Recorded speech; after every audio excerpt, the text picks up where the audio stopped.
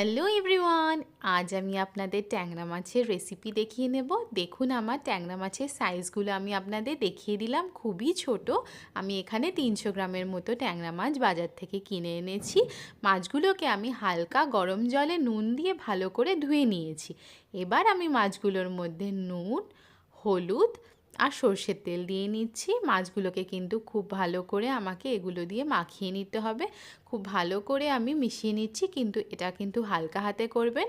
খুব বেশি নাড়াচাড়া করলে মাছগুলো ভেঙে যেতে পারে, তাই আমি খুবই হালকা হাতে নাড়াচাড়া করে মাছগুলোকে মিশিয়ে নিচ্ছি। এই মাছগুলোকে সব কিছুর সাথে মাখিয়ে নিয়ে আমি প্রায় 15 থেকে 20 মিনিটের জন্য এভাবেই রেখে দেবো। এরপরে কড়াইতে আমি তেল গরম করে নিচ্ছি মাছগুলোকে ভাজার জন্য। আমি পুরো মাছটাকে একসাথেই কড়াইতে ছেড়ে দিচ্ছি ভাজার জন্য। আপনারা চাইলে অল্প অল্প করেও ভেজে নিতে পারেন, কারণ একসাথে দিলে অনেক সময় মাছগুলো লেগে যাওয়ার সম্ভাবনা থাকে। কিন্তু আমি কিন্তু এটাকে এমনভাবে ভাজবো যে মাছগুলো কিন্তু লেগে যাবে না। আমি প্রথমেই তেলে দেওয়ার পরে হালকা করে মাছগুলোকে নাড়াচাড়া করে নিচ্ছি, যাতে পুরো মাছটার মধ্যে তেলটা লেগে যায়। তারপরে কিন্তু আমি আর এটা নাড়াচাড়া করব না, একদম কম আঁচে দিয়ে আমি কিন্তু এটা ভেজে নেব। দেখুন আমার মাছগুলো সবটাই ভাজা হয়ে গেছে, কিন্তু মাছগুলো কিন্তু কড়াইয়ের সাথে লেগেও যায়নি। আমি এটাকে একটু কড়কড়া করেই ভেজেছি, কারণ কড়কড়া করে না ভাজলে অনেক সময় মাছে একটু গন্ধ লাগতে চায়। তাই আমি কড়কড়া করে ভেজে এবার মাছগুলোকে একটা অন্য বাসনে তুলে নিচ্ছি। দেখুন আমার মাছগুলো কিন্তু খুব সুন্দর আলগা হয়ে আসছে, তাই জন্য মাছগুলো ভাজার সময় নাড়াচাড়া করা যাবে না। একটা পাশ হলে তারপরে হালকা করে উল্টে দেবেন, তাহলে কিন্তু আর মাছগুলো লেগে যাবে না কড়াইতে।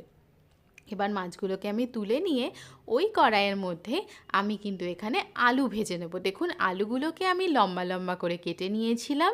এই আলুগুলো আমি এবার ওই তেলের মধ্যেই ছেড়ে দিচ্ছি ভাজার জন্য। এখানে আমি দুটো বড় মাপের আলুকে নিয়েছিলাম। দুটো বড় মাপের আলুকে লম্বা লম্বা করে কেটে আমি তেলের মধ্যে ভেজে নিচ্ছি। আলুগুলোকে নাড়াচাড়া করে তেলের মধ্যে আমি রেখে দিচ্ছি, যতক্ষণে আলুগুলো হালকা লাল লাল করে ভাজা হয়ে যাচ্ছে। লাল লাল করে ভাজা হয়ে গেলে তখন কিন্তু আমি এই আলুগুলোকে তুলে অন্য একটা বাসনে রেখে দেব। এবার দেখুন আমার আলুগুলো বেশ সুন্দর লাল লাল করে ভাজা হয়ে গেছে। এবার আমি আলুগুলোকে তুলে নিচ্ছি তেল থেকে। এবার আমি ওই তেলের মধ্যে কালো জিরে ফোড়ন দিয়ে নিচ্ছি। এই রান্নাটাতে কিন্তু শুধুমাত্র কালো জিরে ফোড়ন দিলেই হয়ে যাবে, অন্য কোনো কিছু ফোড়ন দেওয়ার প্রয়োজন নেই।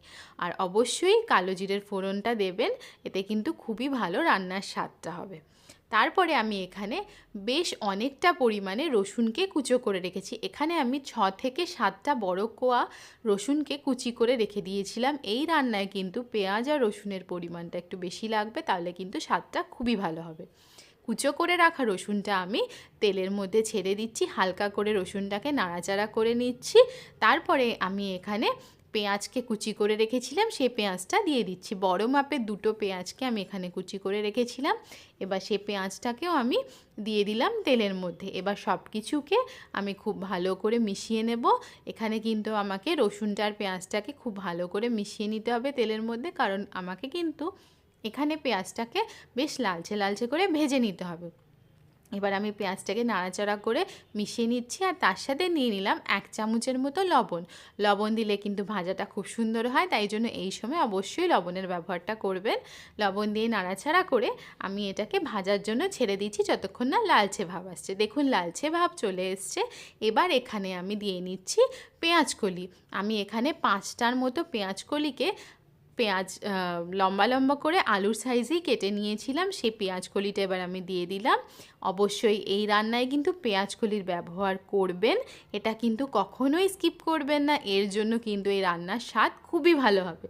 এবার পেঁয়াজ কলিটাকে নাড়াচাড়া করে আমি হালকা আঁচে দিয়ে ভাজার জন্য রেখে দিলাম। দেখুন 2 মিনিট পর আমার প্রায় ভাজাটা হয়ে গেছে, পেঁয়াজ কলিগুলো নরম হয়ে গেছে আর পেঁয়াজগুলো বেশ কিছুটা লাল লাল হয়ে গেছে।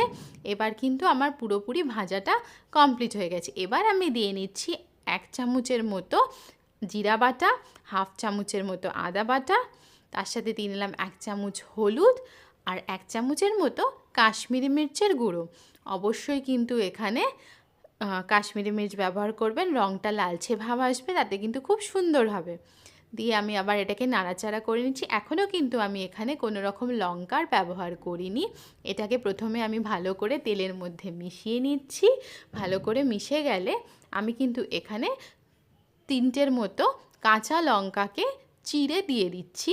চাইলে আপনারা হাফ করেও দিতে পারেন। দেখুন আমি এখানে 2টো কাঁচা লঙ্কাকে হাফ করে নিয়েছি। দিয়ে আমি এই লঙ্কাটাকেও ভালো করে নাড়াচাড়া করে মিশিয়ে নিলাম। দেখুন আমার মশলাটা বেশ লাল লাল হয়ে গেছে। এবার এতে আমি সামান্য পরিমাণে একটু জল দিয়ে নেব, যাতে মশলাটা কষানোর সময় কড়াইতে লেগে না যায়, তাহলে কিন্তু মশলাটা পুড়ে উঠবে এবং গন্ধটা বাজে হয়ে যাবে। তাই জন্য আমি সামান্য পরিমাণ মশলার মধ্যে জল দিয়ে নিলাম। দিয়ে নাড়াচাড়া করে মশলাটা খুব ভালো করে কষানোর জন্য এভাবে প্রায় 2 মিনিট কম আঁচে রেখে দিচ্ছি। মশলাটা কষানো অবধি আমাকে কিন্তু এভাবেই এটা ঢেকে রেখে দিতে হবে। দেখুন 2 মিনিট পর আমার মশলাটা কষে গেছে, তেল ছেড়ে দিয়েছে। এবার যে আলুটা আর মাছগুলো আমি ভেজে তুলে রেখেছিলাম পুরোপুরি আমি এটার মধ্যে দিয়ে দিলাম। এবার কিন্তু খুবই হালকা হাতে আমাকে এই মাছগুলো আর আলুটাকে মশলার সাথে মিশিয়ে নিতে হবে। খুব বেশি নাড়াচাড়া করবেন না, জোরে জোরে নাড়াচাড়া করলে কিন্তু মাছগুলো ভেঙে যাওয়ার সম্ভাবনা থাকবে। খুবই হালকা করে নাড়াচাড়া করবেন, যাতে হালকাভাবে নাড়াচাড়া করলে মাছগুলো মশলার সাথে ভালোভাবে মিশে যায়। ভালো করে দেখুন আমি হালকা হালকা করে নাড়াচাড়া করে মাছগুলোকে মশলার সাথে মিশিয়ে নিচ্ছি, সঙ্গে আলুগুলোও কিন্তু মশলার সাথে মিশে যাচ্ছে। এইভাবে প্রায় আমি নাড়াচাড়া করে 1 মিনিট এটাকে এভাবে রেখে দিলাম, যাতে মশলাটা মাছের গায়ে লেগে যায়। তারপরে কিন্তু আমি এখানে জল দিয়ে নেব। জল কিন্তু অবশ্যই দেওয়ার সময় আগে গরম করে নেবেন। এখানে কিন্তু ঠান্ডা জলের ব্যবহার করবেন না, তাহলে কিন্তু রান্নার স্বাদটা খুব একটা ভালো আসবে না। প্রথমে আমি এখানে হাফ কাপের মতো জল দিয়ে নিয়েছি। হাফ কাপের মতো জল দিয়ে হালকা করে আমি এটাকে নাড়াচাড়া করে নিচ্ছি। তারপরে কিন্তু আরও হাফ কাপের মতো জল আমি এর মধ্যে দিয়ে নেব। পুরোপুরি জল আমি একবারে দিচ্ছি না, তাতে কিন্তু মাছটা নাড়াচাড়া করতে একটু অসুবিধাই হবে।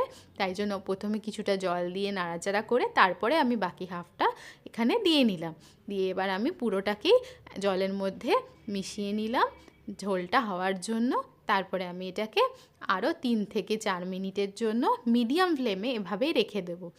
দেখুন এবার ফুটতে শুরু করে দিয়েছে। এবার ভালো করে ফুটে গেলে দেখবেন জলটা একদম টেনে মাখা মাখা হয়ে গেছে। এই রান্নাটাতে কিন্তু ঝোল থাকবে না, এটা কিন্তু বেশ কিছুটা গায়ে মাখা মাখা হবে এবং খেতে কিন্তু খুবই সুস্বাদু হবে। অবশ্যই কিন্তু রান্নাটা এভাবে ট্রাই করে দেখুন, নাহলে কিন্তু এটা অন্যরকমভাবে করলে অতটা স্বাদ আপনারা পাবেন না। যে কটা রেসিপিতে জিনিস আমি দেখিয়েছি সব কটা দিয়েই এটা ট্রাই করে দেখুন, খেতে কিন্তু খুবই সুন্দর হয় এই ট্যাংরা মাছের চচ্চড়িটা। আমার কিন্তু এটা পুরোপুরি রেডি।